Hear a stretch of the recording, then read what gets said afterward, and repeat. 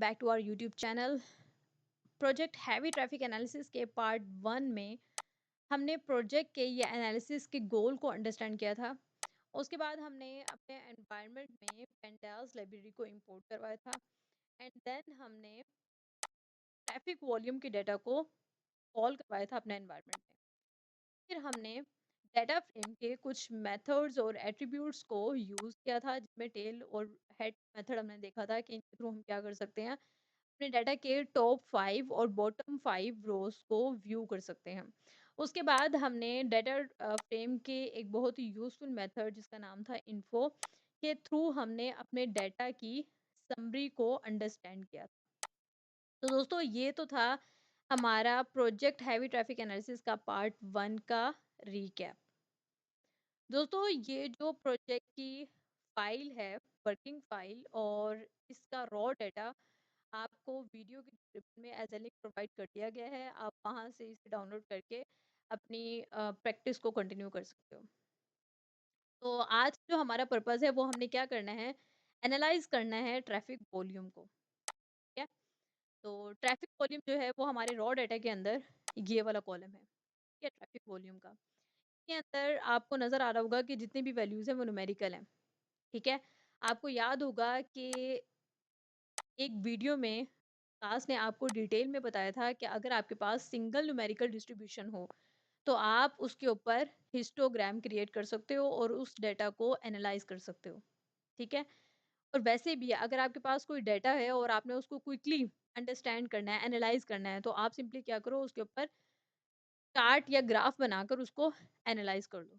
ठीक है, तो यहाँ पर हमारे पास जो ट्रैफिक वॉल्यूम का कॉलम है उसके ऊपर हम हिस्टोग्राम प्लॉट करेंगे। अच्छा, यहाँ पर आपको कुछ कोड नज़र आ रहे होंगे जिसके थ्रू हमने हिस्टोग्राम प्लॉट किया और फिर उसको शो करवाया। ठीक है, और यहाँ पर आपको कुछ लाइब्रेरी का नेम भी नज़र आ रहा होगा। तो और यहाँ पे ये आपको हिस्टोग्राम नज़र आ रहा है। ठीक है, तो इसको, इन कोड्स को अंडरस्टैंड करने से पहले हम ये समझेंगे कि हिस्टोग्राम होता क्या है इन डिटेल। तो इसके लिए मैंने यहाँ पर स्क्रीनशॉट लिए हैं। हम डिटेल में पहले समझ लेते हैं कि हिस्टोग्राम होता क्या है। ठीक है, हिस्टोग्राम आपको पता होना चाहिए कि एक ग्राफ की ही फॉर्म है।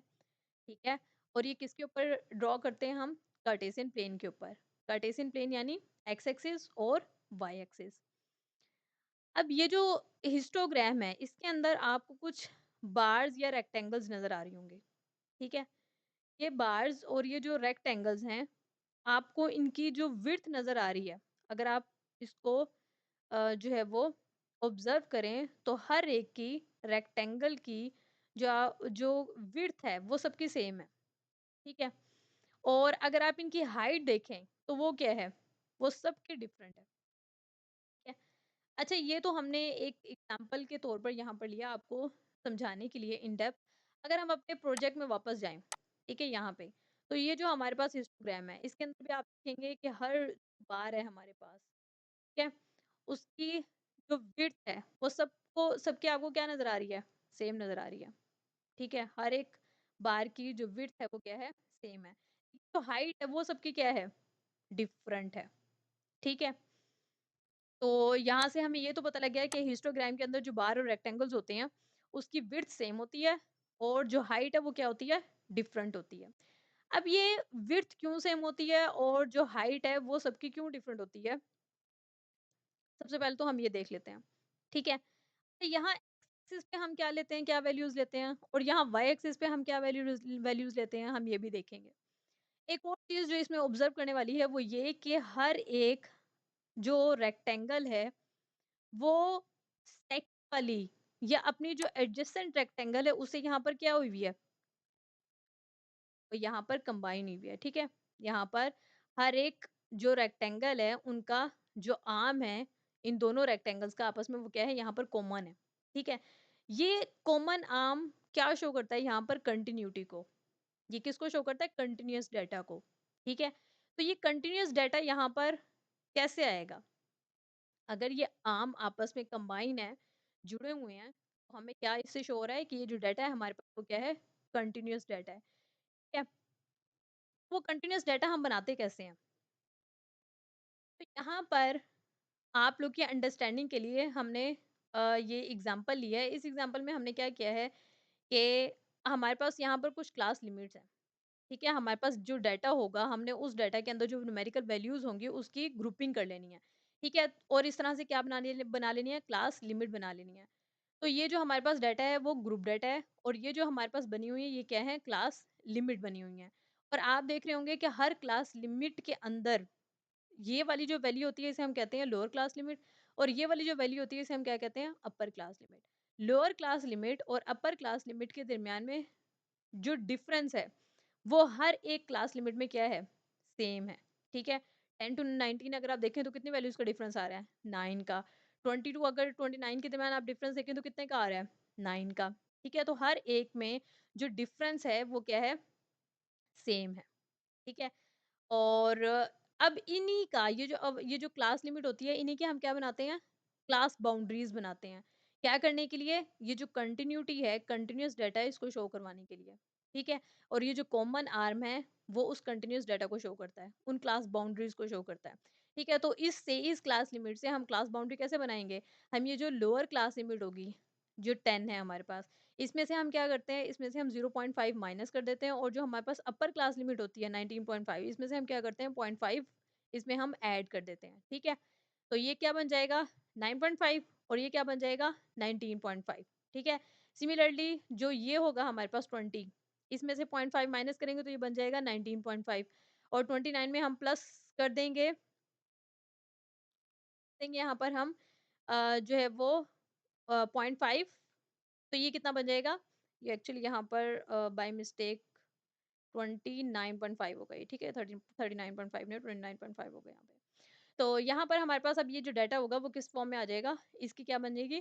क्लास बाउंड्रीज़ बन जाएँगी, ठीक है? और ये डाटा आप देख रहे होंगे कि अब अगर पहली क्लास हमारे पास जो है वो 9.5 टू 19.5 है और अगली इसके फ़ौरन बाद ये इसी से स्टार्ट हो रही है 19.5 टू 29.5 ठीक है? तो अब ये हमारे पास डाटा क्या बन गया है? कंटीन्यूअस बन गया है और इसी को इन्हीं वैल्यूज़ को हम शो करवाते हैं या तो आप अपर क्लास लिमिट को या आप लोअर क्लास लिमिट को या आप अपर क्लास लिमिट को यहाँ पर शो करवा लें, ठीक है? और ये आपका क्या शो करेगा? ये क्लास बाउंड्री को आप यहाँ पर लेंगे, ठीक है? एक्स एक्सिस पे और यहाँ पर आप क्या लेंगे? फ्रीक्वेंसी को लेंगे, ठीक है? फॉर एग्ज़ाम्पल हम ये कहते हैं कि 9.5 से 19.5 में, ठीक है? ये हमारे पास एक क्लास बाउंड्री है। इस क्लास बाउंड्री में जो हमारे पास फ्रीक्वेंसी है मतलब कितनी वैल्यूज़ फ़ॉल कर रही हैं? 2 इसी तरह जो 19.5 और 29.5 है, ये वाली क्लास बाउंड्री, इसके अंदर कितनी वैल्यूज़ फ़ॉल कर रही हैं? 4 ठीक है? तो यहाँ पर हम क्या लेंगे? 9.5 और 19.5 में कितनी है फ्रीक्वेंसी? 2 तो यहाँ से हम इसको ये बार ड्रॉ कर लेंगे। इसी तरह 19.5 और 29.5 वाली जो क्लास बाउंड्री है, उसके अंदर कितनी वैल्यूज़ फ़ॉल कर रही हैं? वो फ़ॉल कर रही हैं 4 तो यहाँ से हमने इसको ड्रॉ कर लिया। इस तरह से हम ये ड्रॉ करते-करते हम पूरा एक जो है वो हिस्टोग्राम यहाँ पर ड्रॉ कर लेंगे। तो ये तो हमारा होता है हिस्टोग्राम आई होप आपको समझ आ गई होगी कि हिस्टोग्राम एक्चुअली होता क्या है। ठीक है, अब हम आते हैं अपने कोड की तरफ। कोड में हमने यहाँ पर अब हमने क्या करना है अपने कोड के थ्रू हिस्टोग्राम प्लॉट करना है। ठीक है? और हिस्टोग्राम क्या है हमने देख लिया इन डिटेल चार्ट है या ग्राफ है, ठीक है? और जिस तरह हमें पता है कि पाइथन के अंदर डाटा एनालिसिस के लिए एक बहुत ही पावरफुल लाइब्रेरी होती है जिसका नाम है पेंडास। इसी तरह पाइथन के अंदर डाटा विजुअलाइज़ेशन के लिए एक बहुत ही पावरफुल लाइब्रेरी है जिसका नाम है मैटप्लॉटलिब। तो आप क्या करोगे मैटप्लॉटलिब से जितने भी आपने 400 प्लॉट्स हैं, आप डिज़ाइन करोगे, ठीक है? तो इसको यूज़ करने के लिए लाइब्रेरी को हम चूँकि ये भी पेंडास की तरह जो है वो इनबिल्ट अवेलेबल नहीं होती, तो हम इसे क्या करते हैं इम्पोर्ट करवाते हैं, ठीक है? तो आप इसको इम्पोर्ट कैसे करवाओगे? आप लिखोगे इम्पोर्ट मैटप्लॉटलिब लाइब्रेरी का नाम, ठीक है? और ये जो आपको नज़र आ रहा है डॉट पीवाय प्लॉट ये क्या है? ये पाई प्लॉट या पीवाय प्लॉट जो है वो मैटप्लॉटलिब की लाइब्रेरी है या क्लास है, ठीक है? तो एसपीएलटी ये एज़ अ शॉर्ट हम इसे लिखते हैं मैटप्लॉटलिब.py प्लॉट को, ठीक है? जैसे कि हम pandas को लिखते हैं एसपीटी, ठीक है? अच्छा यहाँ पर मैंने इसको कमिट भी कर दिया, यहाँ पर मैंने इसको एज़ अ कमिट बता दिया कि पीवाय प्लॉट जो है वो यूज़ किया जाता है प्लॉटिंग ग्राफ्स के लिए, ठीक है? ग्राफ्स और प्लॉट्स को अगर आपने प्लॉट करना है तो उसके लिए आप पीएलटी यानी मैटप्लॉटलिब.py प्लॉट यूज़ कर सकते हो, ठीक है जी? तो अब हमने क्या करना है, हमने हिस्टोग्राम बनाना है अपने ट्रैफिक वॉल्यूम के कॉलम के ऊपर। तो हम क्या करेंगे, अब चूँकि जो हमारे पास ट्रैफिक वॉल्यूम का कॉलम है वो क्या है, सिंगल कॉलम है, ठीक है? और पेंडास के अंदर हम क्या कहते हैं, सिंगल कॉलम को सीरीज़ कहते हैं, ठीक है? तो हम अपना डाटा फ्रेम का नेम लिखेंगे जो कि है क्या, ट्रैफिक। और ट्रैफिक के बाद हम स्क्वायर ब्रैकेट के अंदर as a string inverted commas में हम क्या दे रहे हैं, अपना कॉलम का नेम दे रहे हैं, ठीक है? जो कि है ट्रैफिक वॉल्यूम। तो ये हमारे पास यहाँ तक क्या बन गई, सीरीज़ बन गई, ठीक है? अब सीरीज़ का ही एक मेथड है प्लॉट। प्लॉट क्या करता है, यहाँ पर प्लॉट बना देगा आपको, ठीक है? अब प्लॉट के अंदर आपको नज़र कुछ नहीं आएगा, ठीक है? वो आपका एज़ अ प्लॉट तो बना देगा, लेकिन आपको उसको बताना है कि प्लॉट डिफरेंट टाइप के हो सकते हैं ना, ठीक है? स्कैटर प्लॉट भी हो सकता है, हिस्टोग्राम भी हो सकता है, व्हाटएवर जो आप जो है वो यहाँ पर क्रिएट करना चाह रहे हो, ठीक है? बट ये प्लॉट कर देगा, लेकिन यहाँ पे आपको शो नहीं होगा, ठीक है? तो आपको इसको बताना पड़ेगा कि आपने प्लॉट क्या करवाना है, ठीक है? तो सीरीज़ के अंदर यहाँ पे डॉट लगाकर हमने क्या किया, उसके एट्रिब्यूट को कॉल करवाया जो कि है प्लॉट। ये क्या करेगा, प्लॉट बना देगा। और आपने प्लॉट करवाना क्या है, आप इसको यहाँ पर सीरीज़ का ही एक और मेथड है हिस्ट, ठीक है? तो ये हिस्ट नाम से आपको यहाँ पे पता चल रहा है हिस्टोग्राम, ये मेथड है हिस्टोग्राम का। तो अब ये पूरा सीरीज़ के अंदर मेथड है प्लॉट, एट्रिब्यूट है प्लॉट का, और ये क्या करता है, और ये सीरीज़ के अंदर, ये इस सीरीज़ के अंदर ये एक और जो है वो मेथड है हिस्ट का। ये क्या कर रहा है कि इस कॉलम के ऊपर प्लॉट कर देगा हिस्टोग्राम, ठीक है? यहाँ पर मैंने dir के फंक्शन को यूज़ करके और इसके अंदर मैंने ये दे दिया है अपने कॉलम का नाम, यानी सीरीज़ का नेम दे दिया, ठीक है? यहाँ पर सीरीज़ दे दिया और आपको इसके अंदर नज़र आएगा ये जो 2 मेथड हमने यूज़ किए हैं, एक एट्रिब्यूट यूज़ किया है और एक मेथड, एक हमने यूज़ किया है प्लॉट और एक हमने यूज़ किया है,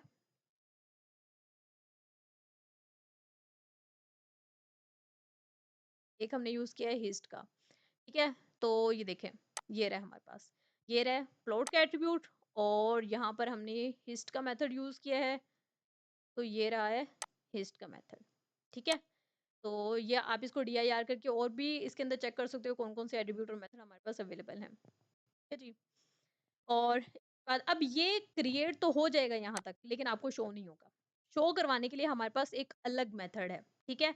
हमारे पास मैटप्लॉटलिब में एक और मेथड है जिसका नाम है शो, ठीक है? और अगर आप इसको भी देखना चाहो डायरेक्टरी में, आप इसको dir फंक्शन को यूज़ करो, इसके अंदर पास कर दो plt, ठीक है? तो ये आपको plt के अंदर, यानी हमारी जो plt इसकी क्लास है या मॉड्यूल है, उसके अंदर जितने भी मेथड्स और फंक्शंस और मेथड और हमारे पास एट्रिब्यूट्स अवेलेबल हैं, वो सारे यहाँ पर आपको शो हो जाएँगे। तो हमने इसके अंदर कौन-सा यूज़ किया है? शो का मेथड। तो ये हमारे पास यहाँ पर ये रहा, ठीक है? ये हमारे पास शो का हमारे पास यहाँ पर यूज़ हो जाएगा मेथड, ठीक है? तो जब आप इसे शो लिखोगे यहाँ पर, तब आपको ये शो करवाएगा ये प्लॉट, ठीक है? अदरवाइज़ जब तक आप शो नहीं लिखोगे, तब तक ये मेथड यूज़ नहीं करोगे, आपके पास ये हिस्टोग्राम क्रिएट नहीं होगा, शो नहीं होगा। अदरवाइज़ ये आपके पास, ऑल्दो ये आपके पास क्रिएट हो गया है, बट ये आपके पास शो नहीं होगा। ठीक है जी। तो अब ये हिस्टोग्राम किस तरह से क्रिएट हुआ हुआ है, आई थिंक आपको यहाँ से क्लियरली अंडरस्टैंडिंग यहाँ से हो रही होगी, क्योंकि हमने बहुत डेप्थ में देखा है कि हिस्टोग्राम होता क्या है। ये आपको यहाँ से पता लग चल रहा होगा कि ये क्या है, हमारे पास क्लास बाउंड्रीज हैं और ये हमारे पास क्या है, वैकेंसी है, ठीक है? हर एक आप क्लास में देख सकते हो कि जो डिस्टेंस है वो क्या है, इक्वल है, इसलिए आपकी को जो यहाँ पर इसकी विड्थ है, अब बार की या रेक्टेंगल्स की वो सेम नज़र आ रही है, जबकि जो फ्रीक्वेंसी है वो हर एक की क्या है, डिफरेंट है, ठीक है? तो आप 0 से 1000 में देख सकते हो कि कितनी हमारे पास वैल्यूज़ लाई कर रही हैं, 1000 से 2000 में देख सकते हो, ठीक है? कि कितनी वैल्यूज़ यहाँ पर कितनी फ्रीक्वेंसी लाई कर रही हैं, ठीक है? तो ये एक आपको क्या दे रहा है, एक समरी प्रोवाइड कर रहा है, ठीक है जी। उसके बाद हम आते हैं एक और मेथड की तरफ, जिसका नाम है, और ये भी किसका मेथड है, ट्रैफिक डाटा फ्रेम। और इसके अंदर स्क्वायर ब्रैकेट के अंदर अगर आप क्या दे दो, इन्वर्टेड कोमास के अंदर अगर आप एज अ स्ट्रिंग पास कर दो अपने कॉलम के नेम को, तो ये क्या बन जाता है आपके पास, यहाँ से यहाँ तक सीरीज बन जाती है, ठीक है? और सीरीज के मेथड को आप कॉल करने के लिए आपने डॉट लगाया और इसका एक मेथड है डिस्क्राइब, ठीक है? नाम से ही पता चल रहा है, ये भी आपको क्या करेगा, ये मेथड है और ये आपको स्टैटिस्टिकल समरी देगा। अब इस स्टैटिस्टिकल समरी में हमारे पास क्या-क्या आ रहा है, हमारे पास इस कॉलम के अंदर, ठीक है? इस कॉलम की, इस सीरीज़ की यानी कि हमें क्या देगा? डिस्क्रिप्शन देगा। कौन-सी डिस्क्रिप्शन? स्टैटिस्टिकल डिस्क्रिप्शन, ठीक है? अब वो स्टैटिस्टिकल डिस्क्रिप्शन में हमारे पास क्या-क्या चीज़ें होती हैं? हमारे पास होता है काउंट, टोटल वैल्यूज़, ये हमारे पास वो हमने स्टार्टिंग में ही देखा था, वो है 48,000 समथिंग, ठीक है? उसके बाद इन वैल्यूज़ का जो मीन है, ठीक है? और मीन हमारे पास क्या होता है? डाटा का एवरेज, डाटा की सेंट्रल वैल्यू, ठीक है? स्टैंडर्ड डेविएशन हमारे पास आ रहा है। स्टैंडर्ड डेविएशन क्या होता है? वेरिएंस क्या होता है? इसको कल हम डिटेल में स्टडी करेंगे, ठीक है? और उसके बाद हमें इस कॉलम के अंदर मीन वैल्यू को बता रहा है, मैक्सिमम वैल्यू को बता रहा है और यहाँ पर 25% हमें बता रहा है क्या है? 50% और 75%। अच्छा, ये जो चीज़ें हैं ना, ये मैं आपको बता दूँ कि स्टैंडर्ड डेविएशन और ये सारी क्या हैं? काउंट, तो टोटल वैल्यूज़ आपको बता रहा है। मीन आपको बता रहा है डाटा का सेंटर, ठीक है? और मीन भी एवरेजेस हमारे पास 3 तरह के होते हैं, ठीक है? अच्छा, ये साथ-साथ जो है हम कवर कर रहे हैं अपने स्टैट्स के कॉन्सेप्ट को। तो आप इसको मेमोराइज़ करें और इसको अच्छे से प्रैक्टिस करें और समझें, ठीक है? हमारे पास 3 तरह के एवरेजेस होते हैं। वैसे तो 3 जो है वो हम मोस्टली यूज़ करते हैं, लेकिन इसके अलावा भी होते हैं, उसके नाम मैं आपको बता दूँगी अभी। तो हमारे पास जो 3 हैं वो बेसिक हैं, उनमें कौन-कौन है? फर्स्ट जो है मीन, ठीक है? सेकंड जो है वो मोड या मूड भी इसे बाज़-औक़ात पढ़ते हैं और थर्ड जो है वो है मीडियन, ठीक है? और इसके अलावा ज्योमेट्रिक मीन और हार्मोनिक मीन भी होता है, वो भी हम यूज़ करते हैं। तो ये जो है वो क्या है हमारे पास एवरेजेस हैं और इसमें जो मोस्ट कॉमनली यूज़ किया जाता है वो उसमें क्या है वो मीन यूज़ किया जाता है, ठीक है?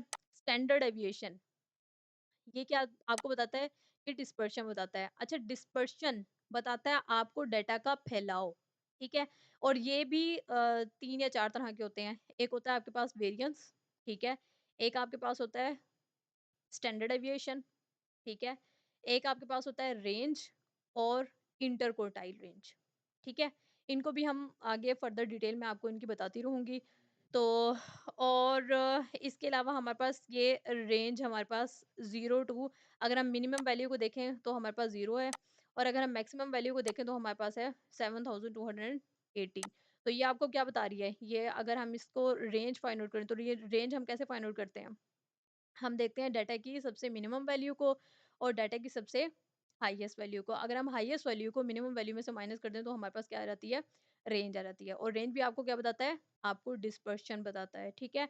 और स्टैंडर्ड डेविएशन भी आपको डिस्पर्शन बताता है। मेजर ऑफ डिस्पर्शन ये कहलाती हैं सारी, ठीक है?